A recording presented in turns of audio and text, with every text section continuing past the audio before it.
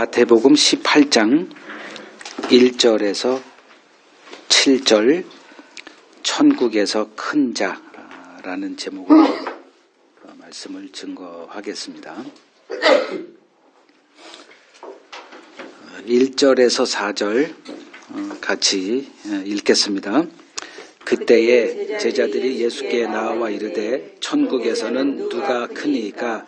예수께서 한 어린아이를 불러 그들 가운데 세우시고 이르시되 진실로 너희에게 이르노니 너희가 돌이켜 어린아이들과 같이 되지 아니하면 결단코 천국에 들어가지 못하리라. 그러므로 누구든지 이 어린아이와 같이 자기를 낮추는 사람이 천국에서 큰 자니라. 자, 오늘은 부활주일입니다. 이제 본문은 부활 후에 우리가 직면하게 될 천국은 어떤 나라인가를 예수님께서 보여주시는 내용입니다. 이제 이를 통해서 이제 어떻게 천국을 준비할 것인가에 대한 답을 얻을 수가 있을 것입니다. 자, 본문을 보면 이제 1절을 보세요. 이제 제자들이 예수님께 나옵니다. 그리고 던진 질문이 천국에서는 누가 큰 자입니까? 라는 질문을 던집니다. 그러니까 제자들 간에 이 논쟁은 이제 계속 자리하고 있었습니다. 그러니까 여기서는 천국이라고 답을 이제 이렇게 질문이 됐지만 그들은 사실은 천국보다는 예수님이 세우실 나라, 이걸 이제 메시아 왕국으로 이렇게 얘기를 하죠. 뭐 오늘날 기독교인들은 천년 왕국이라고 하는 이제 다른 주제에 이제 관심을 갖고 있는데, 하여간 제자들은 이제 관심사가 뭐냐 하면 주님의 나라가 임할 때 그 나라에서 누가 더 큰 자인가? 라는 이제 이 이슈가 그들의 마음을 이제 사로잡기 시작을 했고, 그들 간에 이제 이런 논쟁이 계속되어 있었습니다. 그러니까 그 논쟁은 다른 뭐 남들의 얘기가 아니에요. 우리 모두의 이제 이슈이기도 합니다. 그러니까 두 사람만 모이면 누가 더 큰 자인가에 대한 이 서열 정리하는 것은 뭐 한국 사람이면 즉시 이렇게 알아먹죠. 뭐 학번을 묻는다든가 뭐 여러 가지 방법으로 이제 누가 더 큰 자인가, 이건 빨리 서열 정리가 돼야 됩니다. 그러니까 지금 제자들은 서로 잘 모르는 자들이에요. 몇몇 뭐 요한, 베드로 뭐 이렇게 그를 제외놓고는 예수님이 각자 이렇게 모르는 사람들을 불러가지고 이제 한 무리를 이렇게 세워서 같이 이렇게 행동하고 있기 때문에 서로 잘 몰라요. 근데 예수를 따르고 있단 말이에요. 그러다 보니 이제 같이 무리가 돼서 이렇게 한 몸같이 이렇게 움직이고 있을 뿐입니다. 근데 그들을 이렇게 흩어지지 않고 계속 모여있게 한 동인이 무엇인가? 그 나라에서 누가 더 큰 자가 될 것인가에 관한 이것이 큰 동력으로 이제 자리하고 있는 거죠. 그 처음에는 그것을 이렇게 큰 이슈가 아니었어요. 근데 세월이 조금 지나면서, 시간이 지나면서 이 이슈가 더 이제 부각이 되어지는 거죠. 그러니까 재벌 아들로 태어난 적이 없는 사람들은 잘 몰라요. 그러나 그 좀 돈이 많은, 그러니까 부모가 이렇게 돌아가셨을 때 자녀들에게 많은 유산을 남겨주는 이제 그런 가족에서는 이제 자녀들이 처음에는 어릴 때 그 생각 하나요. 그게 이제 나중에 조금 있다가 볼 어린아이라고 하는 어휘가 되겠습니다. 근데 조금 이제 자라가면서 이제 뭐에 눈이 들어오냐 하면 유산에 관한 생각을 하게 됩니다. 그리고 이제 부모님들이 이제 아버지죠. 아버지가 이제 돌아가실 때쯤 되면 이제 이 문제가 굉장히 첨예화가 됩니다. 그런 드라마가 엄청나게 많죠.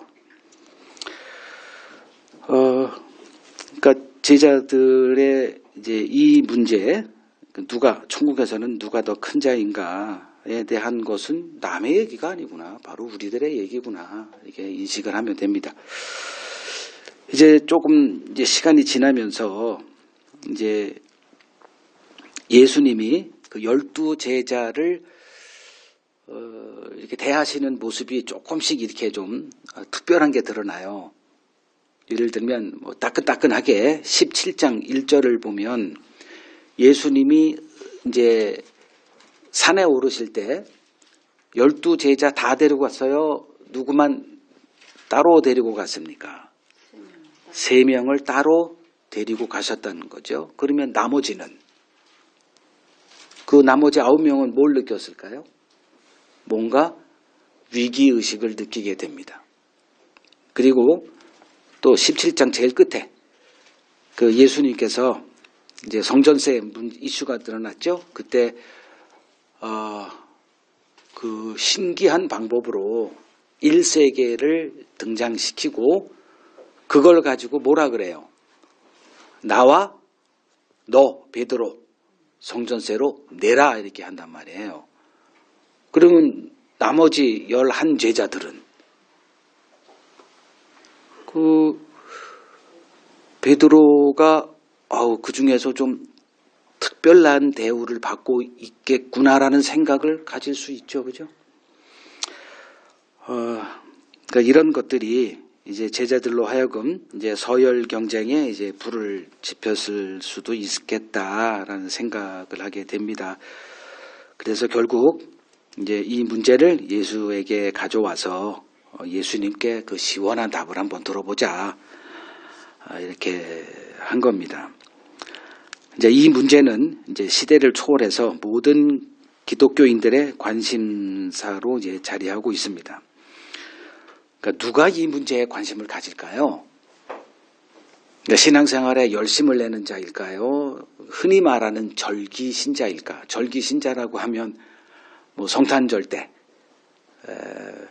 이렇게 한번 이렇게 교회에 와서 이렇게 뭐 설교 듣고 뭐 하는 사람. 누가 이 문제에 관심을 가질 것 같습니까? 열심을 내는 자죠. 그러니까 절기신자 같은 사람들은 이 문제에 관심 없어요. 그냥 천국만 가면 되는 겁니다. 그러나 신앙생활 오래 하면 할수록 이제 뭐가 생각이 날까요? 자기가 한 게 생각이 납니다. 그러면 그것이 이제 열심히 됐던 뭐 어떤 흔히 얘기하는 공덕 뭐 이렇게 그런 것들이 이제 이렇게 생각이 나면서 이왕이면 좀 더 신앙생활 잘해보자. 당연하죠. 그 길로 가고. 그렇게 되면 이제 어떤 생각이 드냐 하면 천국에서 내가 어떤 상을 받을까. 이런 것들은 다 연결이 돼 있어요.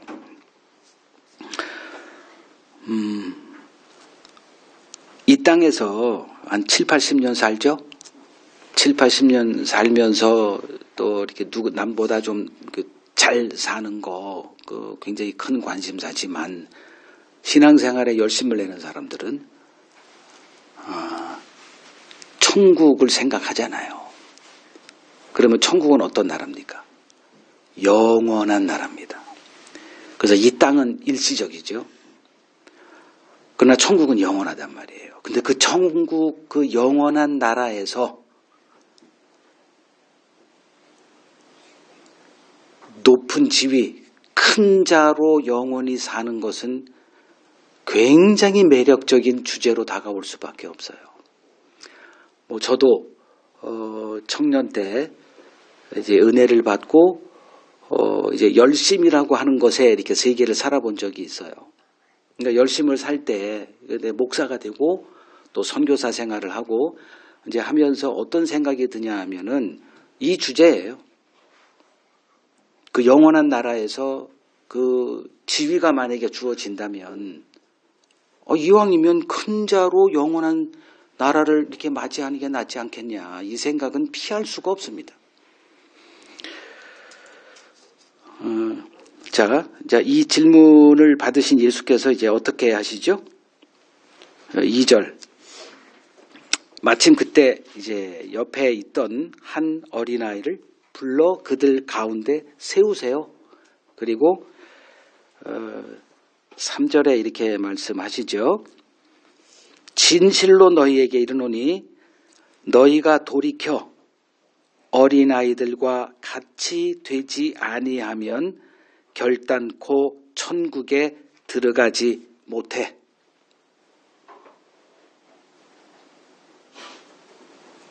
그리고 한마디 더 하세요. 그러므로 누구든지 이 어린아이와 같이 자기를 낮추는 사람이 천국에서 큰 자야. 이렇게 얘기하십니다.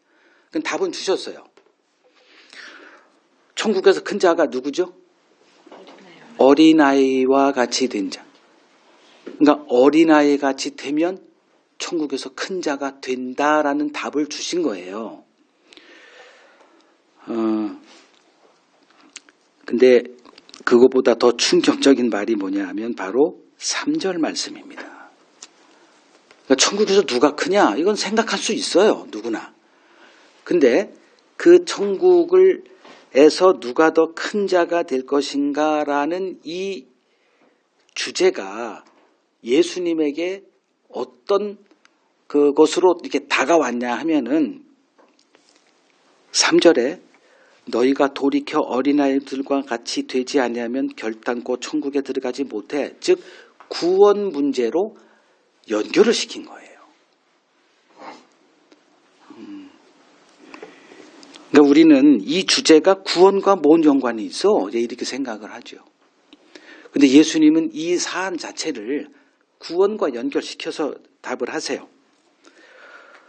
그러니까 천국은 이런 것에 관심을 두고 있는 자들과 상관없는 나라임을 선언을 하신 거예요. 그래서 이 주제는 매우 중요하다. 이런 걸 생각할 수 있어야 됩니다. 자, 겉으로 우리는 드러내고 있지 않습니다. 그러나 우리들의 마음은 이왕이면 천국에서 큰 자 되길 원하는 마음은 동일합니다. 그래서 예수님의 이 말씀이 도대체 뭘 말씀하시는 건지 이해하는 것은 매우 중요하다 할 수 있습니다. 자, 여러분들은 천국을 얼마나 잘 알고 계세요?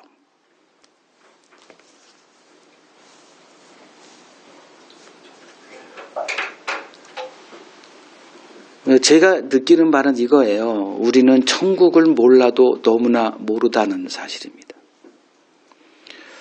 그 일반 교회에서 이렇게 선포되고 있는 천국에 대한 그림을 이렇게 그려보면 이 세상과 거의 연결되어 있어요. 이걸 피할 수가 없습니다. 뭐 이 세상과 그렇게 다르질 않아요.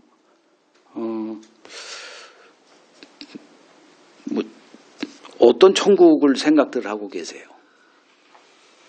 흔히 눈물도 없고 병도 없고 죽음 없고 뭐 요 정도, 그리고 그냥 우리들이 생각하는 모든 행복의 극대치가 다 이렇게 구현되는 곳이 아마 천국이지 않을까 생각합니다.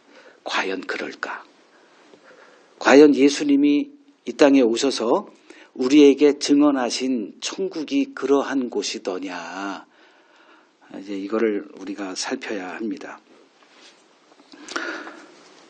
근데 예수님은 지금 제자들의 이 질문 앞에서 이 질문을 통해서 천국은 어떤 나라인가를 가르치십니다. 너희들의 그 생각 가지고는 천국 절대 못 들어가, 이렇게 얘기하시는 거예요. 근데 우리들은 이 생각을 이게 벗어날 수가 없거든요. 여러분들이 신앙생활 열심히 하면 할수록 이 생각에 더 고착화될 겁니다. 이건 틀림없어요. 그냥 절기신자 빼놓고는. 그 사람들의 관심사는 죽어서 천국 가면 되는 거야. 그럼 뭐 해야 돼? 예수 믿어야 돼. 뭐 요 정도 외에는 별 관심사가 아니에요.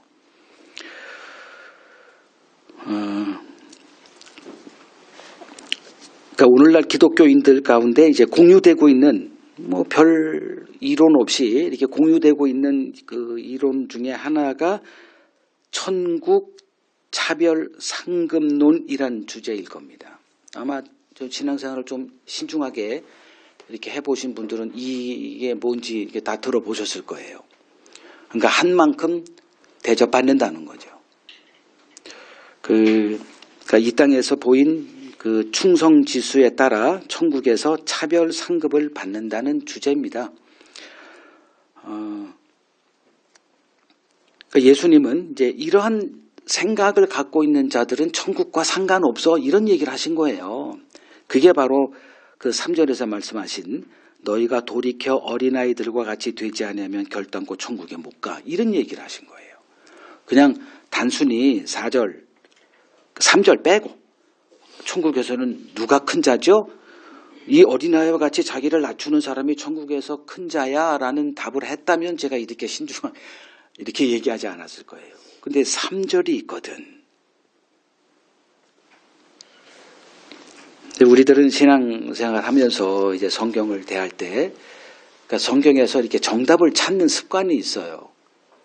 그래서 뭐라고 하셨어? 복잡한 건 빼고, 아니, 답만 얘기를 해. 그러면 내가 그렇게 할게. 그 어린아이 같이 되면 천국에서 큰 자. 그럼 어린아이 같이 되지. 이런 게 이제 익숙하단 말이에요. 그러니 이 3절을 놓쳐요. 이 주제가 예수님이 어떻게 다루셨는지.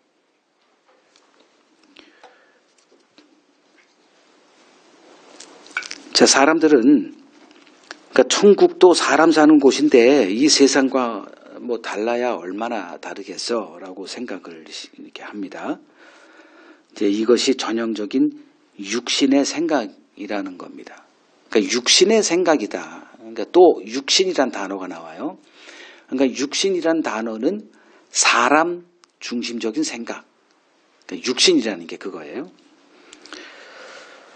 그러니까 이러한 육신의 생각에 머물러 있을 때 이제 어떤 문제가 당도되냐 하면 성경이 증언하고 있는 천국을 보지 못하게 된다는 데 있습니다. 그러니까 열심을 내든 대충 신앙생활을 하든 동일한 결과가 주어진다면 누가 열심으로 주님을 섬기겠어라는 이제 생각이죠. 그러니까 이런 주장 앞에 이제 마땅히 반박하지 못하죠. 왜냐하면 우리가 이 세상 논리에 이렇게 길들여져 있기 때문에 그래요. 이만큼 했는데 요만큼 한 사람과 동일한 대접을 받는다면 누가 열심을 내겠어? 이런 생각이죠. 이제 이러한 생각이 이제 우리가 흔히 얘기하는 율법주의 신앙입니다. 그러니까 율법 아래, 그걸 이제 구약 버전이죠. 구약은 율법 신앙이죠. 예수님 등장 이전에, 즉 믿음이 등장하기 이전에 유대인들이 알고 있는 거는 율법밖에 없는 거예요. 그 율법이 말하는 건 뭐예요? 행함이죠. 행함에 따른 차별 대우는 그 당시에는 상수예요. 그러니까 구약을 좀 공부하신 분들은 다 아는 거예요. 근데 예수님이 등장해서 이 모든 기본적인 신앙의 규칙, 규범, 이 모든 것을 뒤바꿔 놨습니다. 그 중에 하나가 지금 이런 것들이에요. 그러니까 천국에서 이제 누가 큰 자죠? 그러면 기대했던 답은 뭘까요? 열심히, 더 열심히. 이거 외에는 답이 없죠. 그런데 예수님의 답은 뭐예요? 어린아이 같이 되라는 거잖아요.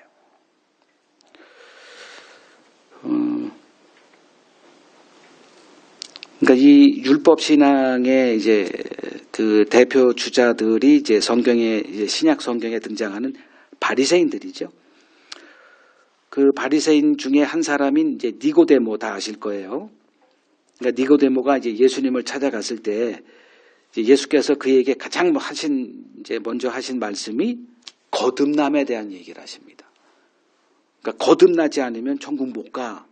그게 바로 이 말과 일맥상통하는 거예요. 어린아이와 같이 낮추는 자. 그게 3절과 연결해서 어린아이와 같이 되지 않으면 어떻게 된다 그랬어요? 천국과 상관없어가 되잖아요. 그러면 이제 니고데모도 율법 신앙, 행함으로 큰 상급을 받을 수 있다라는 이 생각에 이렇게 길들여 있는 사람인데 예수를 찾아오죠. 그때 예수님이 그에게 딴 얘기 하지 않았어요. 거듭나지 아니하면 너 하나님의 나라 천국 못 봐 이거예요. 내 눈을 지금 가리는 게 있어. 내 그 율법 신앙으로는 내가 증언하는 천국을 이해도 못할 거야. 아무리 얘기해도 그림도 그리지 못할 거야. 그래서 거듭남을 얘기하신 거예요. 그게 바로 어린아이같이 되라는 거죠.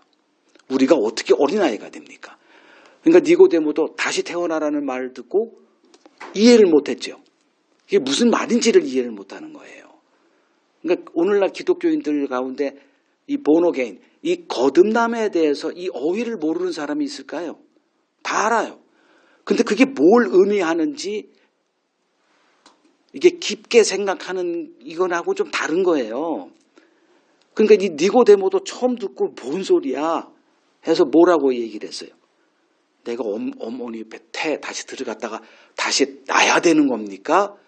그러니까 이제 예수님이 그에게 뭐라 그랬어요. 네가 율법 교사로 자칭 율법 교사로 이렇게 존경받고 있다 하는 내가 이 거듭남의 이 기본적인 것도 모르니 책망받았죠. 그러니까 이거는 그러니까 책망을 했다는 얘기는 기본적으로 알 거는 알고 있어야 된다는 거예요. 근데 모르고 있었다니까요. 그러니까 육의 관점이 아닌 영의 관점으로 보는 눈이 열리는 것, 이걸 거듭남이다 이렇게 얘기를 합니다. 그런데 우리는 이제 육의 관점, 즉 인간 중심의 생각으로 이렇게 철저히 길들여 있는 사람들이 어떻게 영의 관점, 즉 하나님의 관점으로 보는 자로 변화가 될 수 있을까?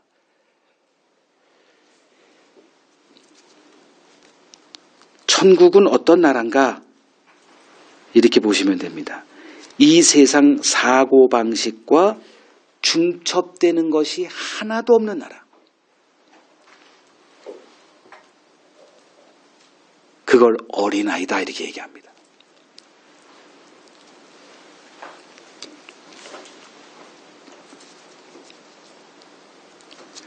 자, 거듭남에 대해서 조금 얘기하면 이제 거듭남이라는 것은 우리 흔히 그러면 뭐 거듭남이 뭡니까? 그럼 예수를 믿는 것 이렇게 단순하게 생각할 게 아니에요. 거듭남이라고 할 때는 그러니까 우리는 예수 믿어. 그러면 그건 내가 하는 거죠. 그건 일부예요. 뭐 물론 예수 믿으면 천국 갑니다.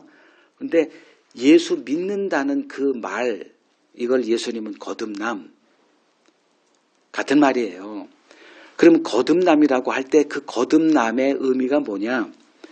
그러니까 하나님이 계획하신 구원의 전 과정을 담고 있는 어휘다 이렇게 보시면 됩니다. 그냥 예수 믿고 교회 생활하고 이게 우리들의 버전이에요.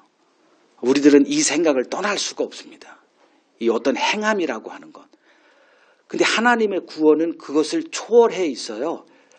그래서 위로부터 난다. 하나님이 주도한다. 이제 이걸 거듭남 이렇게 얘기를 해요.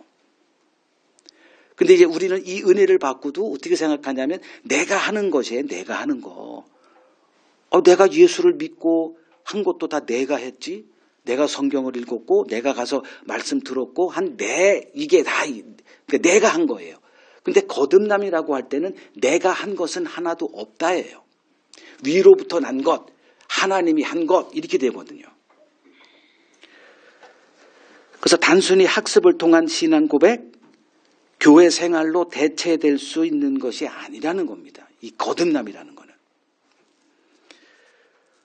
자, 천국에선 누가 큰 자인가라는 질문에 이제 예수님이 돌이켜 어린아이들과 같이 되지 아니하면 결단코 천국에 들어갈 수 없다라고 이제 말씀을 하세요.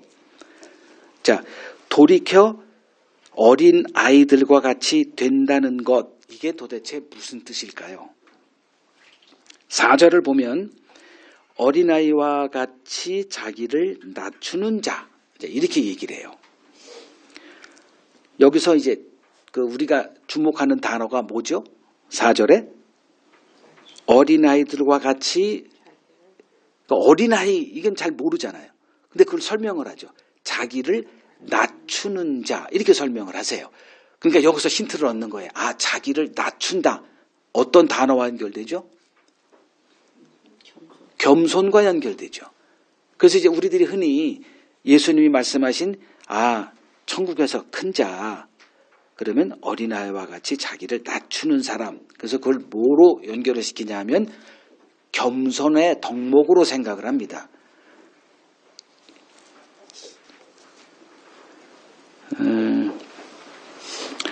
자, 이제 이렇게 간단히 생각을 하고 이제 겸손을 기독교인의 최고의 미덕으로 이렇게 말하기도 합니다.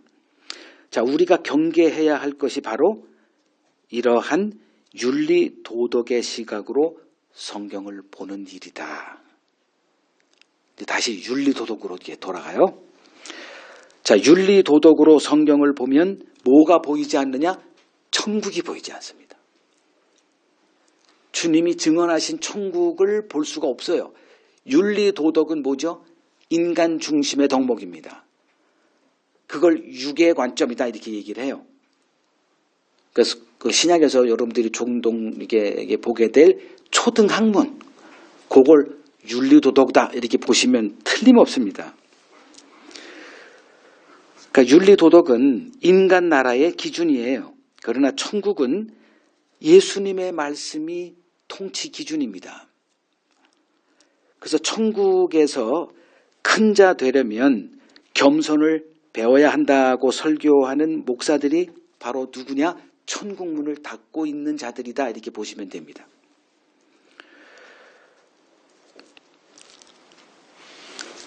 그러니까 사람들은 어린아이들과 같이 되라는 예수님의 말씀을 자신을 낮추는 겸손으로 이해하고 겸손을 천국에서 큰 자 되기 위한 수단으로 삼아버립니다. 그러니까 현대 교회에서 큰 자 되기 위한 덕목 제1순위 역시 겸손이에요. 그러니까 여러분들이 이제 교회 생활을 오래 하다 보면, 그러니까 교회 성도 수가 많은 데서는 이제 장로를 세우는 일이 굉장히 중요합니다. 어떤 조건을 내세우냐 하면 대부분 뭐와 관련이 되어 있냐면 겸손과 관련되어 있어요. 그래서 아무리 사회에서 날고 긴다라고 하는 사람도 교회에서 장로 되려면 뭘 통과해야 돼요? 자기를 낮추는 겸손 이 덕목을 통과해야 돼요. 그래서 뭐 누구라고 얘기는 않겠지만 뭐 다 대부분 알 거예요. 이제 어떤 이제 분이 굉장히 사회가 지위가 높은 분이에요. 그 교회에서 그 장로 되기 위해서 뭘 했냐 하면 그 주차 관리했어요. 그리고 그 화장실 청소 한 5년인가 그걸 하게 했어요. 그 뭐 하는 거예요? 겸손을 배우라고 하는 거죠. 그러니까 의지되지 마. 이게 다 무슨 생각이에요? 이게 다 육의 생각이라는 겁니다. 그러니까 오늘날 그 교회가 이 주님의 말씀을 얼마나 윤리 도덕의 수준으로 이렇게 해석하고 적용하고 있는지를 이제 볼 수 있는 단적인 예다 할 수 있습니다. 자, 예수님이 말씀하신 어린 아이란 과연 누굴까? 이렇게 보시면 됩니다. 사람에 대한 높고 낮음의 구별 자체가 없는 사람.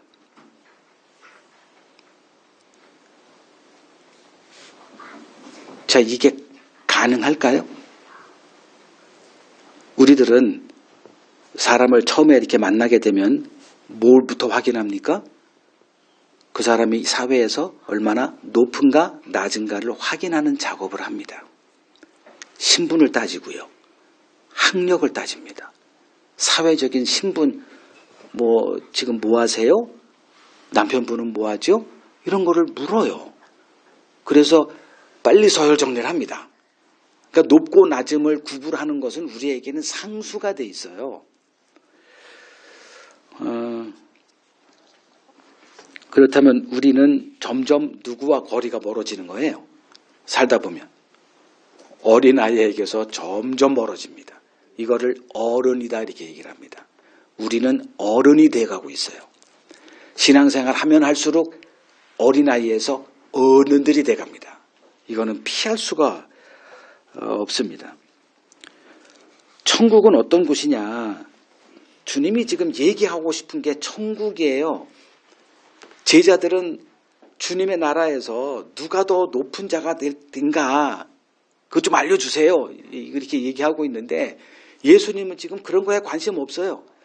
예수님은 천국이 어떤 나라인가를 가르치는 일 하나에 완전히 올인했다 이렇게 보시면 됩니다. 이제 나중에 지금 이제 18장이지만 이제 20장 이쯤에 가면은 예수님이 입만 열면 천국은 이와 같으니 천국은 이와 같으니 아예 노골적으로 천국 전도사 역할을 하세요.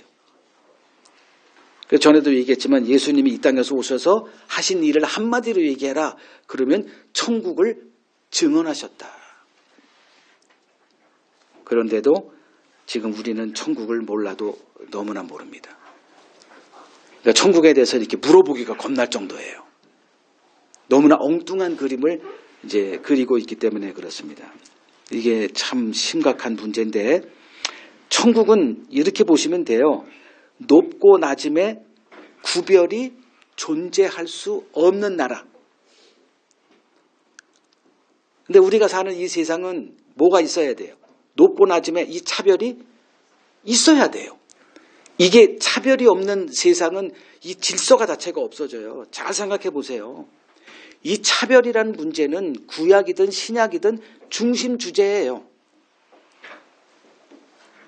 그래서 우리가 이제 너무 다른 관심사가 많기 때문에 뭐 교회 성장이라든가 교회를 성장시키기 위해서 얼마나 사람들을 이게 심리적으로 잘해야 되지라고 하는 뭐 병을 고치고 능력을 행하고 뭐 환상을 보게 하고 영적인 체험을 하게 하고 방언받게 하고 온갖 우리들의 관심사로 이렇게 꽉 차 있는데 좀 멈추시라는 거예요. 제가 정말 하고 싶은 것은 오늘날 이 우리들의 관심사에서 좀 발을 빼라는 거예요. 이 관심사가 하나님의 관심사를 다 잠식하고 있다는 거예요. 그러니까 예수님이 오셔서 도대체 뭔 관심을 가지고 이렇게 말씀을 하시고 뭔 주제를 이끌었는가. 우리는 막 이 주제를 가지고 예수님에게 다가올 때 예수님은 그거를 다 이렇게 뭉개버리고 다른 주제를 막 이렇게 들이댔거든. 그러니 환영받지 못하죠. 아니 내가 지금 관심사에 이렇게 호응 좀 해주면 얼마나 좋아. 근데 그런 거 관심 없어요. 그냥 하나, 그러니까 예수님의 관심사는 아버지의 관심사 하나밖에 없어요. 그래서 지금도 동일하잖아요. 천국에서는 누가 크죠? 그러면 좀 이것 좀 잘 좀 해. 내 오른팔이 돼봐. 이러면 되잖아요. 교회에서 여러분들 조금 머리가 좀 이렇게 비상하다 하시는 분들은 교회에서 높은 자 되는 거 어려운 거 아니에요. 목사님의 사고방식만 꿰차면 돼요. 그러니까 목사님의 오른팔만 되면 되거든. 장로들 뭐 저기 여의도 순복음교회 같은 경우 그때 몇천 명이라 그랬죠. 한 1,500명 된다 그랬나? 그 중에서 경쟁이 얼마나 심할까? 여러분 뭐 조금만 생각하면 짐작이 될 거예요. 그들 간의 이 경쟁이 얼마나 심할까? 그러면 여러분 직장생활 해보셨잖아요. 대인관계 달인들 아닐 거예요. 다 달인들 거예요.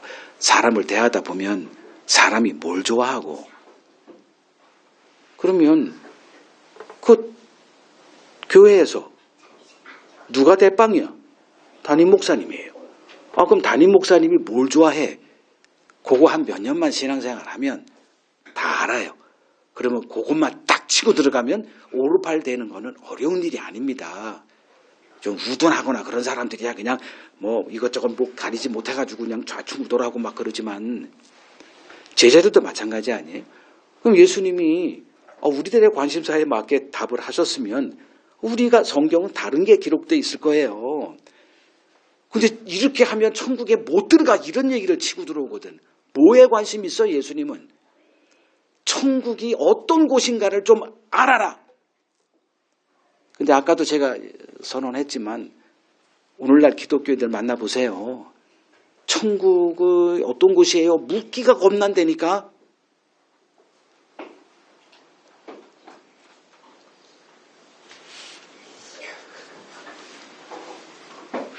예수님이 증언하신 천국은 어떤 곳이다? 높고 낮음의 구별 자체가 존재하지 않는 나라예요. 그런데 우리가 지금 그 천국을 우리가 지금 들어가겠대. 어떤 일이 벌어질 것 같습니까? 지금 우리들의 이 사고방식으로 천국을 집어넣어서 천국이 네 손에 줬다. 어떨 것 같아요? 아마 내 발로 기어나갈 거예요. 정확하게 인식하고 신앙생활 하세요. 천국을 아예 눈앞에 갖다 줘도 내가 거부한다니까. 그래서 이 천국이 어떤 나라인가를 아는 이 지식은 우리에겐 복 중에 복이다 이렇게 말하는 거예요. 그래야 제대로 준비할 수 있으니까.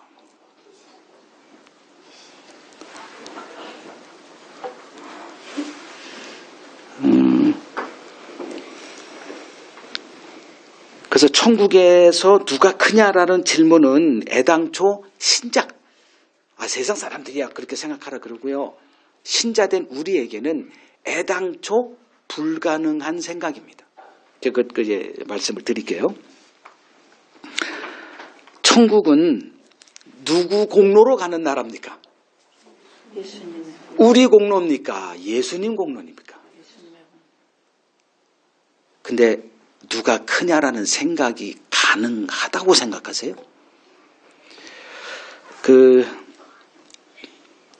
천국에서 누가 크냐라고 이게 뭐 오늘날 기독교인들 대부분이 다 그런 얘기를 해요. 그리고 논쟁도 한 번 있었어요. 천국 차별 상급론에 관해서 뭐 유명하다라고 하는 목사들이 다 그냥 뭐 신학자들이 이렇게 개입해가지고 이 문제 한번 결론 짓자 우리가. 논쟁 더 이상 하지 말고. 결론이 뭐냐?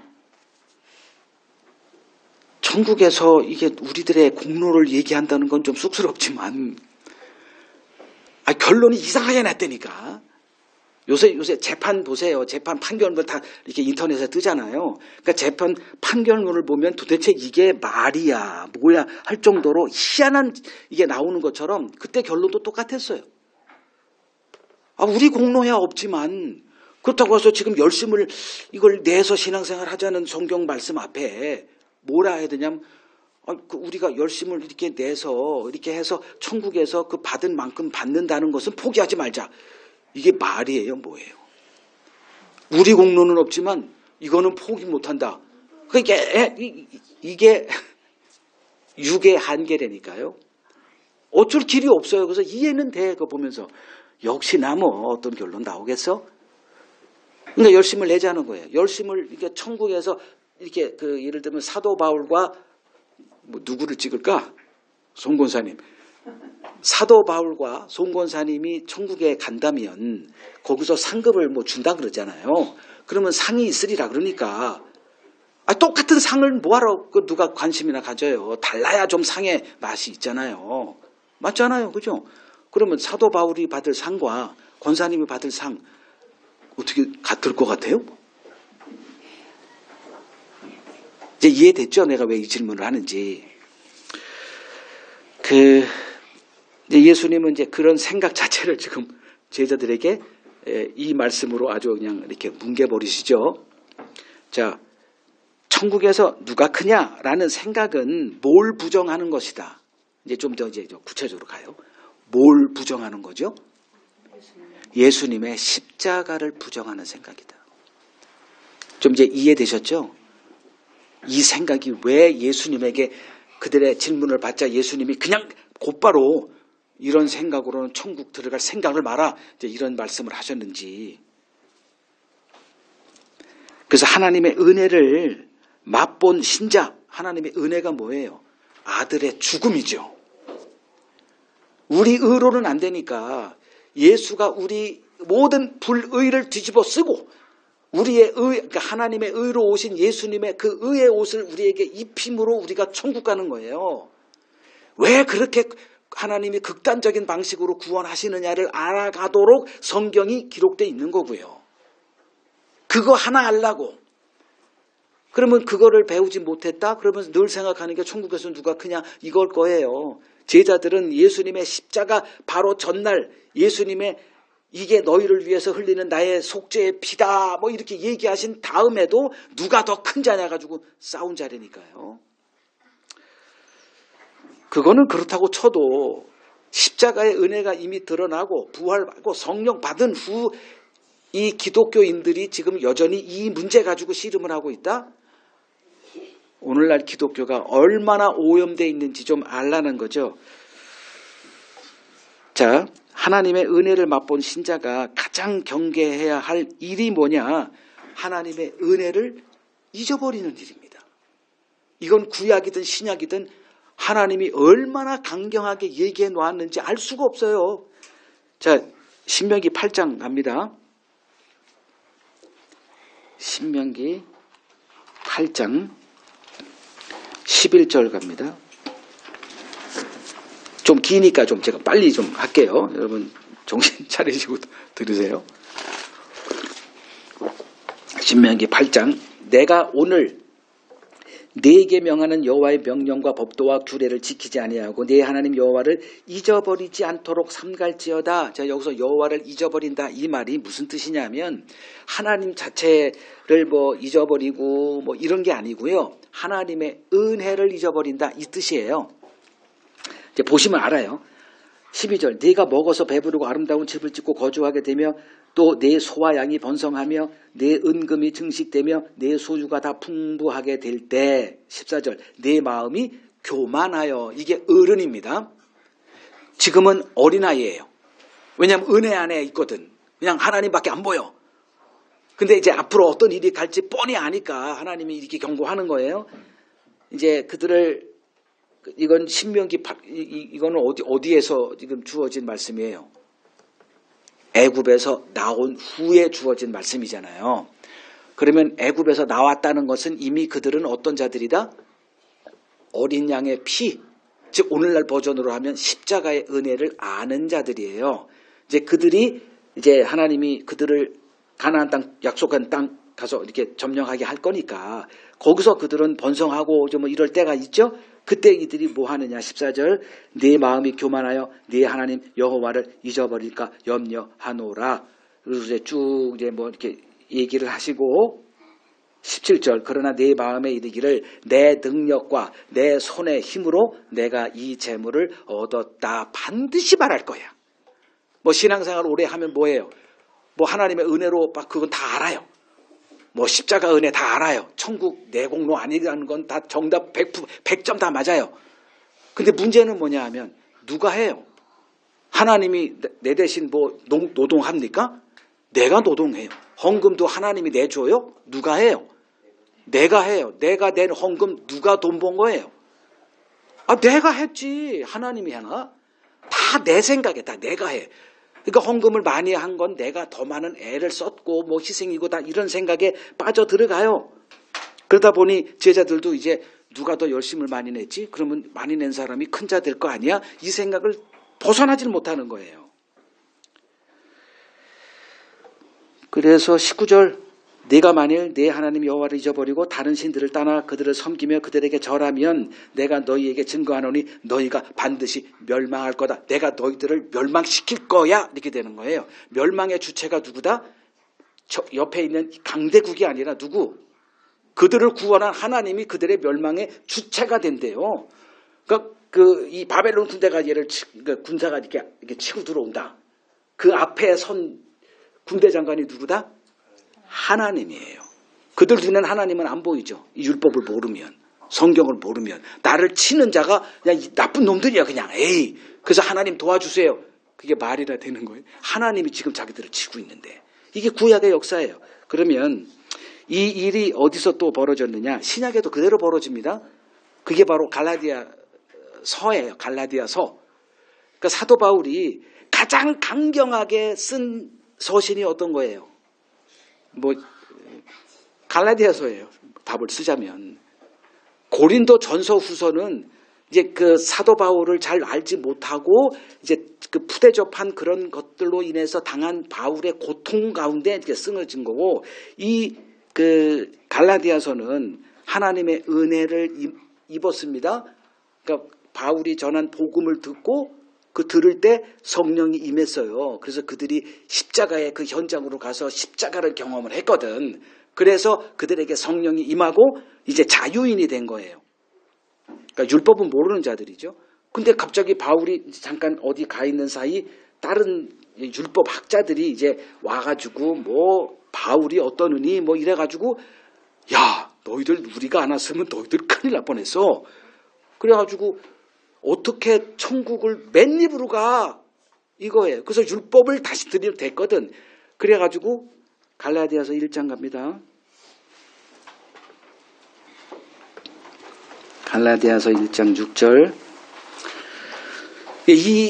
그 갈라디아 교회가 복음을 버리고 즉 하나님의 은혜를 버리고 다시 율법주의로 돌아갔다는 얘기를 듣고 바울이 급하게 쓴 거예요. 그냥 정신없이. 그래서 이제 좀 굉장히 거칠어요. 이제 6절 그리스도의 은혜로 너희를 부르신 이를 이같이 속히 떠나 다른 복음을 따르는 것을 내가 이상하게 여긴다. 다른 복음은 없나니 다만 어떤 사람들이 너희를 교란하여 그리스도의 복음을 변하게 하려 합니다. 그러나 우리가 혹은 하늘로부터 온 천사라도 우리가 너희에게 전한 복음 외에 다른 복음을 전하면 저주, 또 저주 계속 이런 얘기를 해요. 무슨 목사가 저주를 쏟아붓습니까? 근데 그 이유가 있는 거예요. 은혜를 잊어버리면 돌아오는 건 뭐밖에 없다? 저주밖에 없다는 거예요. 그래서 갈라디아서 5장 갑니다. 갈라디아서 5장 3절 내가 할례를 받는 각 사람에게 다시 증언하노니 그는 율법 전체를 행할 의무를 가진 자다. 지금 복음 안에 사는 교회인데 왜 갑자기 할례를 얘기할까? 율법으로 돌아가니까. 그러니까 율법으로 돌아갔다는 것을 할례로 얘기하는 거예요. 이들이 다시 뭐 남자의 생식기를 끊고 뭐 이거 한 그 할례를 얘기하는 게 아니고 할례를 이제 그 뭐로 얘기하냐면 율법을 비유하는 얘기예요. 그러니 그거를 다시 할례를 받는 이제 율법주의로 돌아간다는 것은 율법 전체를 행할 의무를 가진 자야. 그리고 무슨 4절 율법 안에서 의롭다 함을 얻으려 하는 너희는 그리스도에게서 끊어지고 은혜에게서 떨어진 자다 이렇게 얘기하는 거죠. 그리스도와 은혜를 같은 동격으로 말합니다. 은혜를 잊어버렸다. 그러면 은혜를 잊어버린 자들에게서 나타나는 결과물이 뭐냐? 그게 바로 오늘 1절에 제자들의 입에서 나온 이 질문입니다. 천국에서는 누가 크죠? 자, 천국에서는 누가 크죠? 라고 생각하며 오늘날 신앙생활에 열심을 내는 직분자들, 목사, 선교사들 다 어떤 자들이냐? 하나님의 은혜에서 떨어진 자들이다. 결론 끝. 뭔 설명이 더 필요하겠습니까? 이런저런 구차한 반명 다 할 거예요. 그럼 성경에서 열심을 내라. 이걸 어떻게 해석할 거야? 정신 좀 차리라는 거죠. 자, 성경이 말하는 영생이 있죠. 영생. 예수를 믿는 너희에게 영생이 있다는 것을 알기 위해서 내가 이 책을 썼다. 요한일서 나오죠. 그럼 우리에게는 영생이 주어져 있습니다. 그 영생이란 뭡니까? 도대체. 내가 너희에게 생명을 주러 왔다. 이 생명, 영생, 이게 뭐예요? 영생이란 이렇게 정리하시면 돼요. 예수에게 붙어 있는 그 상태. 난 옛날에 예수님에게 붙어 있었어. 좋아요. 근데 지금, 그러니까 상태라니까요. 거듭남은 상태를 얘기를 해요. 행동을 얘기하는 게 아니에요. 내가 지금 교회 이렇게 와서 말씀 듣고 있어. 이런 행위를 얘기하는 게 아니고 마음 상태. 이게 영인 거예요. 영. 영인 하나님을 대하는 그걸 따로 어떻게 할 수가 없어. 상태예요. 상태. 근데 우리는 행위로 얘기하죠. 나 지금 교회 와 있잖아. 나 지금 말씀 듣고 있잖아. 나 지금 전도하고 있잖아. 이런 자들은 굉장히 위험합니다. 그러니까 예수님의 말씀을 이해할 수 있는 어떤 이 어휘력이 딸린 거다. 저는 좀 그렇게 좀 보는데,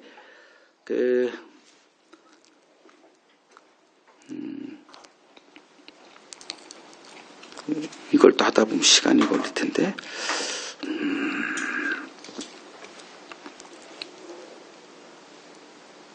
예수님이 십자가 죽음 전날 제자들에게 한 가지 당부를 하세요. 대부분의 얘기는 앞으로 내가 가서 너희들에게 이 말 다른 보혜사 성령에 관한 얘기를 주로 이렇게 하셨는데 요한복음 15장 그 중간에 뭘 얘기하셨냐 하면 요한복음 15장 4절 이 권면을 하셨어요. 14장도 이제 보혜사에 관한 내용, 16장도 보혜사에 관한 성령에 관한 내용이에요. 근데 이 15장 하나에 예수님이 제자들에게 나무와 가지 비유로 너희들은 이렇게 이걸 해야 돼. 이 권면을 주신 거예요. 그게 뭐냐면 내 안에 거하라. 나도 너희 안에 거하리라. 가지가 포도나무에 붙어 있지 아니하면 스스로 열매를 못 맺어. 너희도 내 안에 있지 아니하면 꼭 그런 거야. 5절 나는 포도나무요 너희는 가지라 그가 내 안에 내가 그 안에 거하면 사람이 열매를 많이 맺나니 나를 떠나서는 너희가 아무것도 할 수 없다. 여기서 열매는 천국 열매를 얘기를 해요. 이 땅에서 뭐 교회를 부흥시키는 전도의 열매 계속 여러분들에게 아마 목사들이 이렇게 주입을 시킬 겁니다. 이 열매 말이야 없으면 끊어지는 거야 뭐 하면서 열매를 막 이렇게 하면서 협박도 하고 막 그럴 거예요. 전도 상도 주고 그리고 뭐 장로 뭐 권사 뭐 이런 분들에게는 전도에 몇몇 열매가 있지 않으면 이거 안 돼 이거. 이런 것들을 갖다 대거든 열매. 여기서 열매는 뭔 열매다? 이 땅의 열매가 아니라 천국 사람의 천국 백성에게만 맺히는 열매를 얘기를 해요. 그럼 그 비결이 뭐다? 붙어 있는 거예요.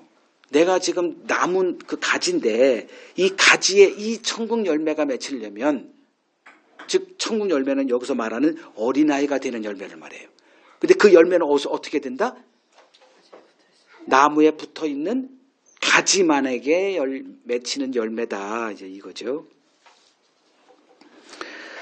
자, 높고 낮음의 구별 자체가 없는 어린 아이가 되는 유일한 길이 바로 예수 안에 붙어 있는 거다. 이게 우리가 지금 말씀 앞에 서는 이유입니다. 여러분들에게 제가 뭘 이걸 하십시오 이렇게 얘기하던가요? 그거 중단하라 그러죠. 왜? 끊어지는 길이니까. 은혜 안에 붙어 있으면 예수 안에 붙어 있으면 예수가 우리 안에서 이 천국 열매를 저절로 드러나게 하십니다. 자, 이 문제가 대두됐던 교회가 고린도 교회예요. 자, 고린도 교회 잠깐 갑니다. 고린도전서 1장 11절 갑니다.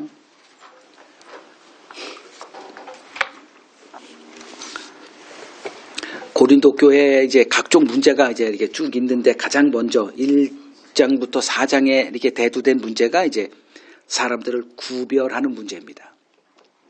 11절 형제들아 이 사람으로 이제 내가 너희들에게 무슨 소문을 들었다. 곧 너희 가운데 분쟁이 있다는 것이다.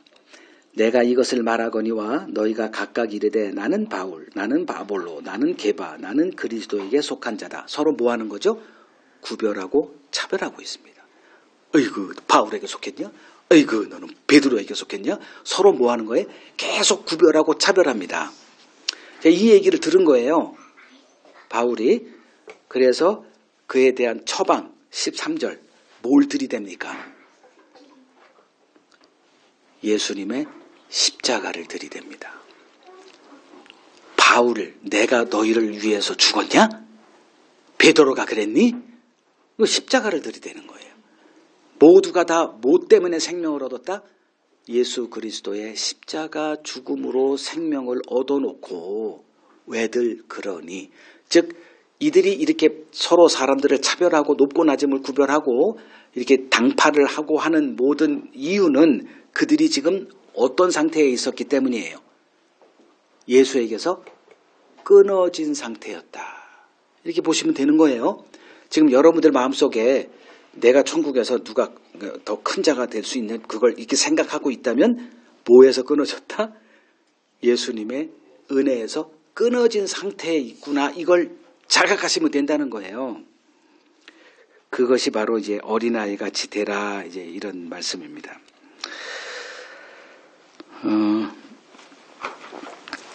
이러한 이제 고린도전서 1장 계속 밑으로 가보세요. 26절 보십니다. 그들의 본질을 이제 얘기를 하세요.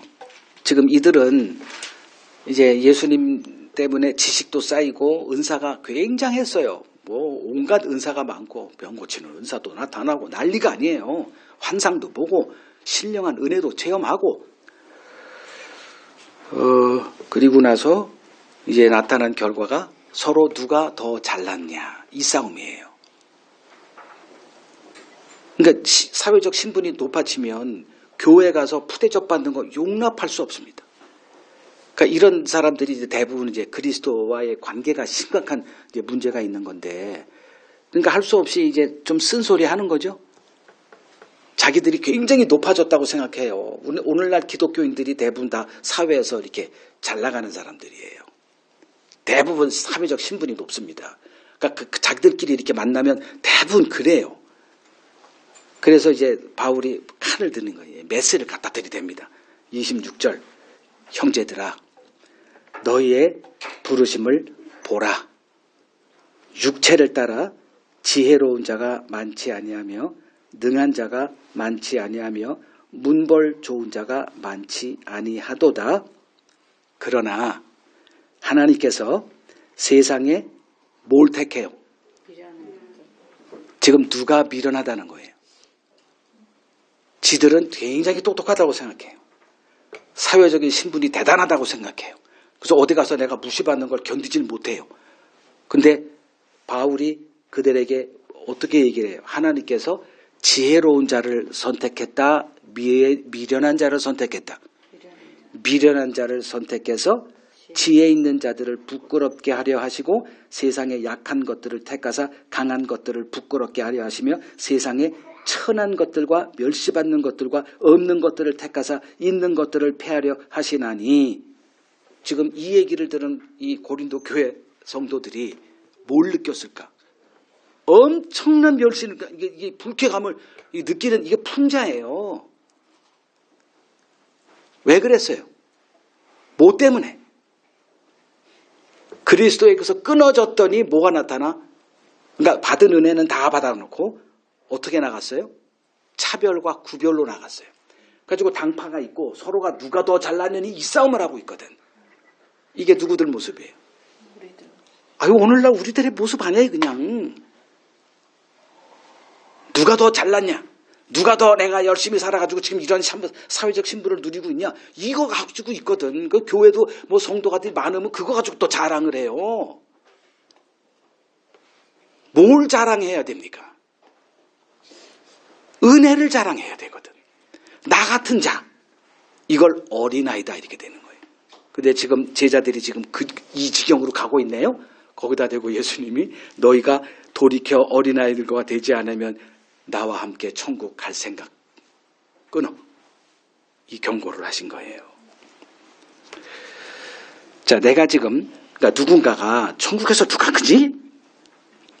이 생각을 하고 있다면 그 사람의 상태를 진단할 수 있죠. 그리스도에게서 완전히 끊어져 있구나. 큰일 났구나.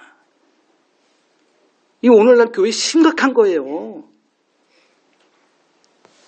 자, 두 번째 이제 단락합니다. 5절에서 7절 읽겠습니다. 또 누구든지 내 이름으로 이런 어린아이 하나를 영접하면 곧 나를 영접함이니 누구든지 나를 믿는 이 작은 자 중 하나를 실족하게 하면 차라리 연자 맷돌이 그 목에 달려서 깊은 바다에 빠뜨려지는 것이 나으니라. 실족하게 하는 일들이 있음으로 말미암아 세상에 화가 있도다. 실족하게 하는 일이 없을 수는 없으나 실족하게 하는 그 사람에게는 화가 있도다. 또 심각한 말씀을 하십니다. 자, 천국에서 누가 큰 자인가라는 생각에 매여 이제 어른 노릇 요거를 이제 육체를 신뢰한다. 이제 이렇게 신약에서 쓰고 있는데 이제 이런 자들은 어떤 결과로 이렇게 길로 다음 수순으로 나아가느냐 하면 반드시 사람을 구별하고 차별하는 길로 나아가게 되어 있습니다. 그러니까 바리새인들이 그랬죠. 누가복음 18장 9절에 그러니까 이게 세리는 율법 행함을 할 수가 없는 자니까. 그러니까 교회에서도 신앙생활, 뭐 절기신자 이런 것들이에요. 그러니까 교회에서 이렇게 열심을 내는 보통 직분자들과 절기신자의 마음 속에는 이러한 멸시가 좀 강한 용어인가? 이게 차별이 이렇게 있어요. 나는 쟤와 달라. 이게 위험한 생각이라는 거예요. 이게 천국과 상관없는 자의 생각이라는 거예요. 자, 6절에서 말하는 나를 믿는, 조금 더 상수를 하는 거예요. 나를 믿는 이 작은 자 중 하나를 실족하게 하면, 근데 누구를 실족하게 해요? 작은 자. 예수 믿는데 작은 자. 이게 누구를 말할까? 잘 생각해 보세요. 누구를 말하는 것 같아요? 지금까지 성경을 쭉 마태복음만 이렇게 공부했어도 답은 나와요. 세리들. 예수를 지금 따르고 있는 자들은 다 뭐 하는 사람들이에요? 진짜 천하디 천한 사람들이에요. 다 무슨 귀신 들리고 뭐 창녀 들리고 다 이런 사람들이에요. 그리고 잘 나간다라고 하는 오늘날 뭐 장로들, 권사들, 뭐 목사, 뭐 선교사들 그 리그가 있잖아요. 여러분 잘 아는. 그 젊은 그 장로들 아들, 뭐 장로들은 하나쯤 내 아들 하나 이렇게 목사시켜서 내가 하나 교회 세울 거야. 이건 대부분 기본적으로 갖고 있는 생각들이에요. 그러한 거기에 예수님이 오셨다니까. 거기 예수님이 오셔서 우리들의 이 생각을 지금 완전히 그냥 콩가루 만들고 계세요. 그러니까 제 설교가 기분 나쁜 사람들이 분명히 있을 거예요. 그런 사람들이죠. 오늘날 신자 간의 서열 다 상수죠. 그냥 장로, 권사, 뭐 직분 만들어 놓은 거 보세요. 서열이 그냥 상수가 돼 있거든. 그럼 오늘날 장로 하나 되기 위해서 아내들이 얼마나 노력하는지 아세요? 우리 노승인 집사님은 남편 장로 되는 거하고 좀 뭐 관계가 없겠지만 거기서는 오늘날 한국 교회에서 남편 장로 못 시킨 아내는 창피해서 못 살아요. 이 분위기가 그래요. 권사 되는 것도 꽤나 노력을 해야 되고요. 그러니 이 권사라는 것이 장로라는 것이 뭐다? 감초가 됐다니까요. 목사라는 건 말할 것도 없고. 자, 이러한 것이 이제 오늘날 자연스러운 교회 문화입니다. 이제 목사들도 그냥 목사로 이제 만족 못해요. 이제 누가 더 큰 목사냐 이거 가지고 서로 간에 물밑 경쟁은 뭐 말할 수도 없습니다. 그러니까 교회 성장은 이건 목숨을 건 일이에요. 천주교와 이 개신교는 이 본질적으로 달라요. 자, 이들은 뭐라고 얘기하냐? 예수님의 버전으로 답을 하면 천국과 상관없는 자들. 그냥 겉으로는 천국 백성들이에요. 다 죽으면 나 천국 가는데 뭐 이런 얘기를 하냐. 그거하고 예수님하고 전혀 다른 생각이 동상이몽이다 보시면 됩니다. 자, 신자는 누구냐? 사람을 외모로 차별하지 않으시는 하나님의 은혜를 경험한 자들입니다. 이거 잊으면 안 돼요. 내가 은혜 받을 때 내가 어떤 신분이었는가? 아마 개차발리였을 겁니다. 근데 이걸 잊어버리거든. 그리고 포장을 하거든요. 뭐로? 경건함으로 포장을 해요. 교회 생활로 포장을 합니다. 그 은혜로 생명을 누리고 있으면서 여전히 사람을 큰 자와 작은 자로 구별하고 차별하는 것이 바로 6절에서 예수님이 경고하신 나를 믿는 이 작은 자 중 하나를 실족하게 하는 죄입니다. 여러분들 행동, 눈동자, 뭐 행동 거지 진짜 조심하셔야 돼요. 물론 마음에서 나오는 거니까 아는 게 중요합니다. 자, 이런 죄에 대해서 이제 뭐라고 경고하세요? 많이 들어보셨을 거예요. 이 6절은 연자 맷돌이 그 목에 달려 깊은 바다에 빠지는 것보다 그게 더 나아 이 정도니까. 자, 연자 맷돌이 뭔 줄 아세요? 그 사사기 16장에 보면 이 삼손이 두 눈 뽑혀가지고 어디 옥에 갇히죠. 옥에서 뭐예요? 맷돌을 돌렸다. 이렇게 사람들이 그걸 보고 조롱하고 이스라엘의 하나님이 저 정도야. 이렇게 자기들의 신을, 다곤 신을 막 자랑하고 왔던 그 도구로 전락한 그 삼손이 돌렸던 그 맷돌이 바로 연자 맷돌이에요. 연자 맷돌의 무게가 얼마나 되는 줄 아십니까? 그러니까 삼손이 힘이 세니까 그걸 돌리게 한 거예요. 돌 하나가 몇 톤인 줄 알아요? 여러분들이 흔히 산에 가서 이렇게 보는 바위들 최소가 300톤입니다. 1톤짜리 목 하나만 매도 못 올라와요. 이 연자 맷돌을 목에 메고 바다에 빠지는 게 이것보다 나아. 이 정도면 경고가 좀 강력하죠. 그죠? 그들에게 주어진 화가 이제 그 7절이죠. 이 실족하게 하는 그 사람에게는 화가 있다. 이 화가 뭘까요? 그냥 단순하게 보면 이거예요. 마태복음 23장에 예수님이 선포하신 서기관과 바리새인들에게 주어진 화입니다. 화가 있으리라, 화가 있으리라, 화가 있으리라. 이 화를 얘기를 해요.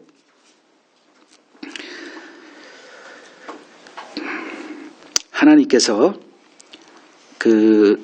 하나님의 은혜로 구원받은 자들이 사람을 높고 낮고 이렇게 구별하고 차별하는 게 얼마나 하나님의 눈에 가증스러운 것인가 여러분들이 오늘 각인을 좀 했으면 좋겠어요.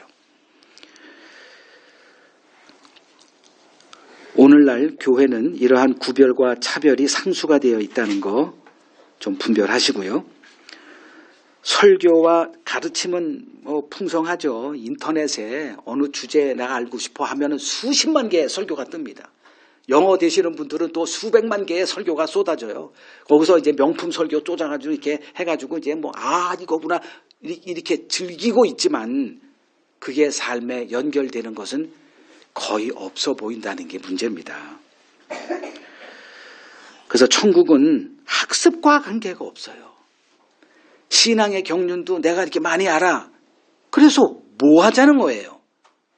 이 땅에서 사람들에게 좀 잘나게 이렇게 평가받고 이렇게 좀 기분 좋은 게 과연 천국과 뭔 상관이 있습니까?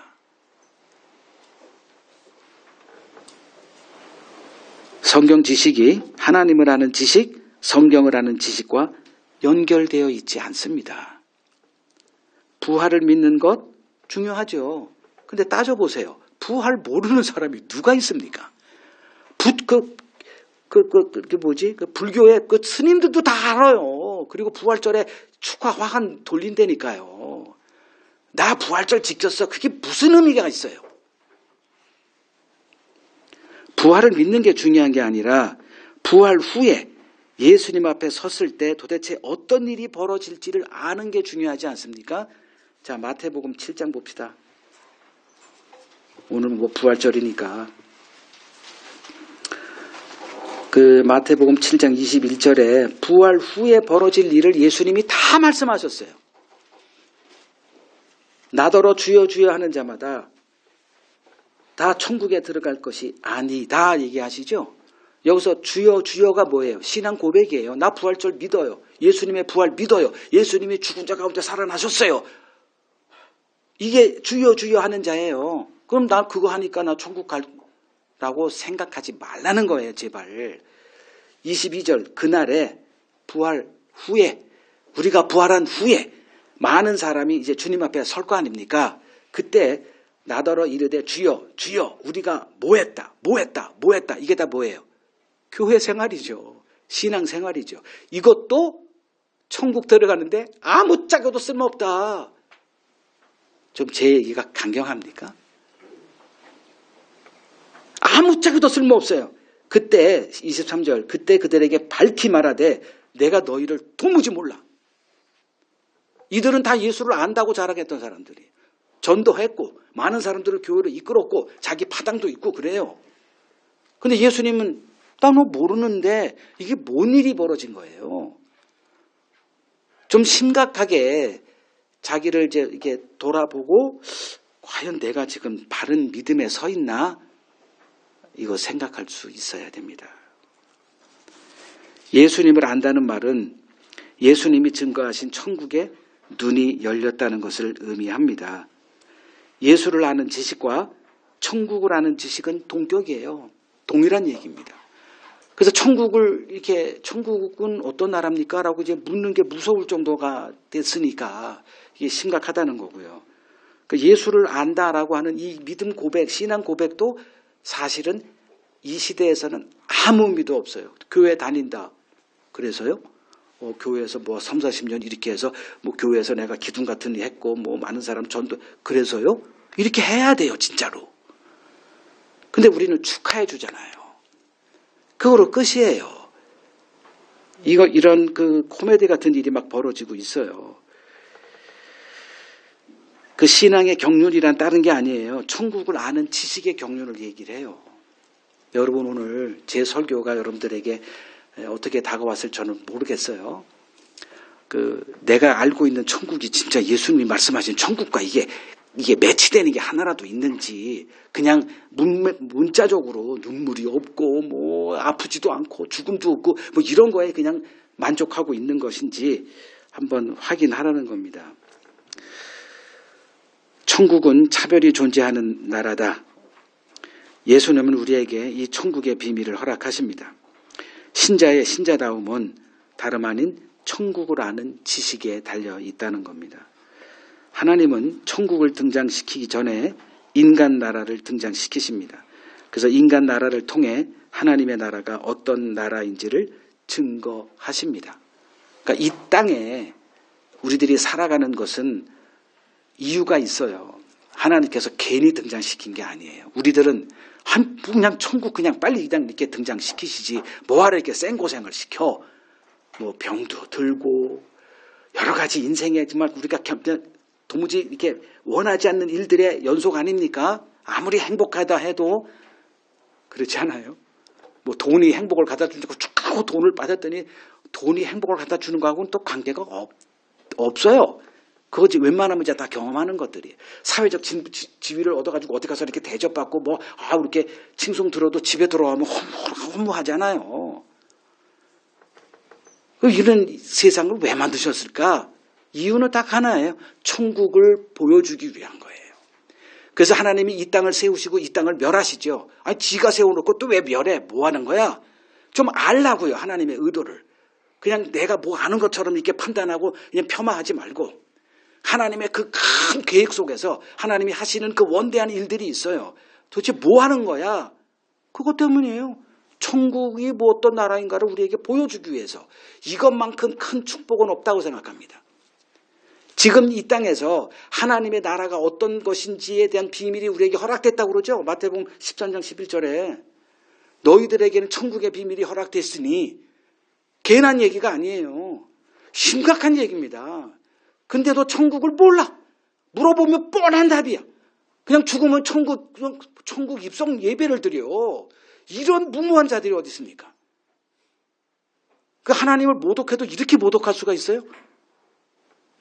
아주 결정론자들의 말 아닙니까?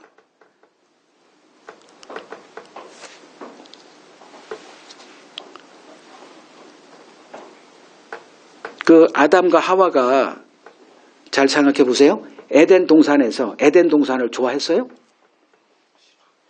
뭐 좋아하고 싫어도 없어. 그냥 뭔 나라인지도 몰라. 그냥 하나님이 있게 하니까 거기서 경작하고 사는 것뿐이에요.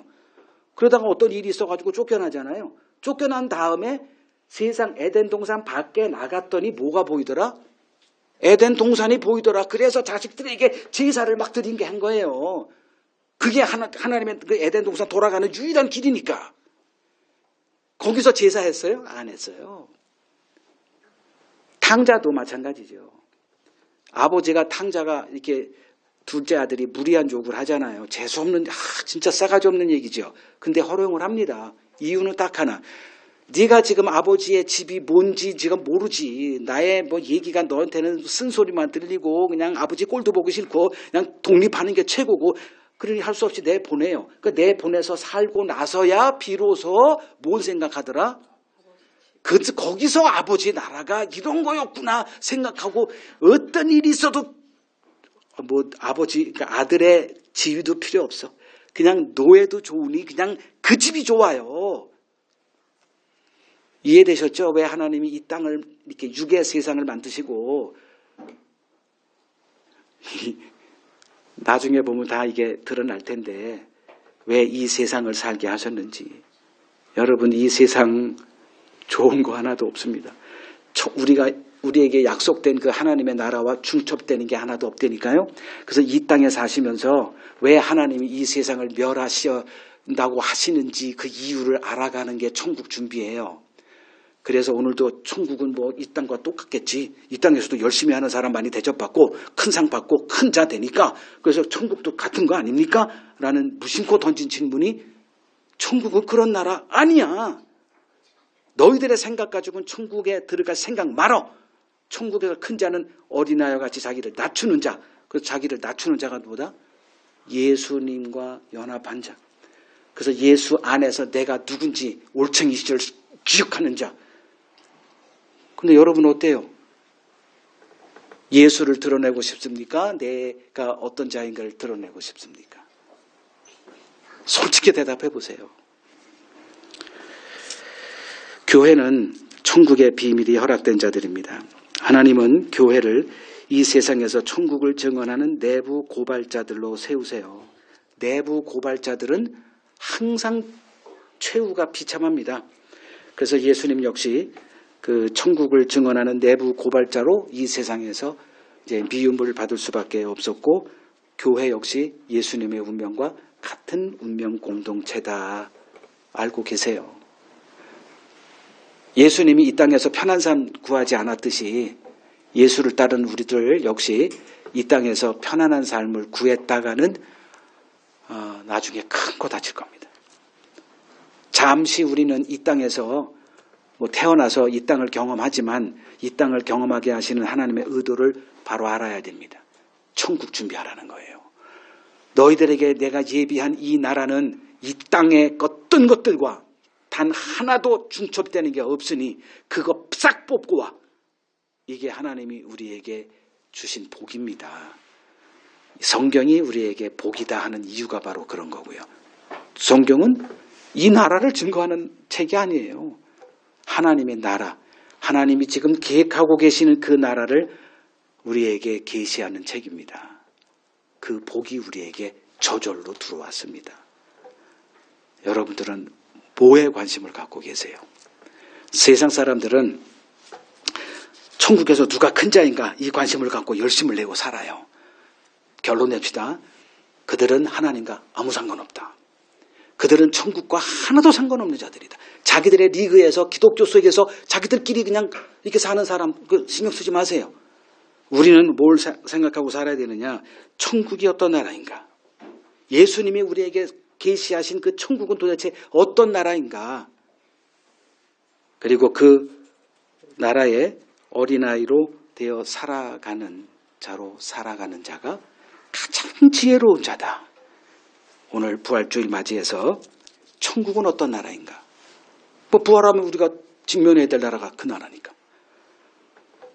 천국에 합당한 자로 세워져가는 저희 모두가 되었으면 좋겠습니다.